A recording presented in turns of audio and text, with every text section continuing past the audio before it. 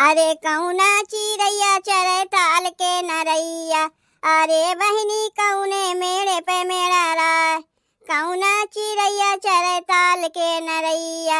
अरे बहनी कौना मेरे पे मेरा राय। अरे बहनी कौना मेरे पे मेरा राय। हंसा चिड़ैया चरे ताल की नरैया। अरे बहनी कागा मेरे पे मेरा राय। हंसा चिड़ैया चरे ताल की नरैया। अरे बहनी कागा मेरे पे मेरा राय। अरे बहनी कागा मेरे पे मेरा राय। अरे कवना चिड़ैया पढ़े पंडित जी के पोथिया।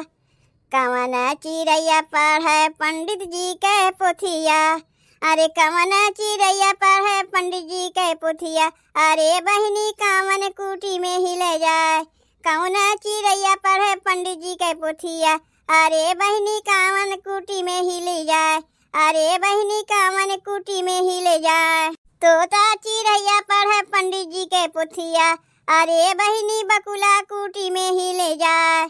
तोता चिड़ैया पढ़े पंडित जी के पोथिया। अरे बहनी बकुला कुटी में हिले जाए। अरे बहनी बकुला कुटी में हिले जाए। अरे कवना चिड़ैया बोले मीठी मीठी बोलिया। कवना चिड़ैया बोले मीठी मीठी बोलिया। अरे कवना चिड़ैया बोले मीठी मीठी बोलिया। अरे बहनी कावन नाचे बगिया बीच। कवना चिड़ैया बोले मीठी मीठी बोलिया।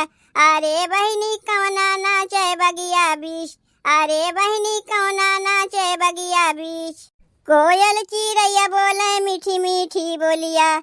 कोयल चिड़ैया बोले मीठी मीठी बोलिया। अरे बहनी मोरवा नाचे बगिया बीच। कोयल चिड़ैया बोले मीठी मीठी बोलिया। अरे बहनी मोरवा नाचे बगिया बीच। अरे बहनी मोरवा नाचे बगिया बीच।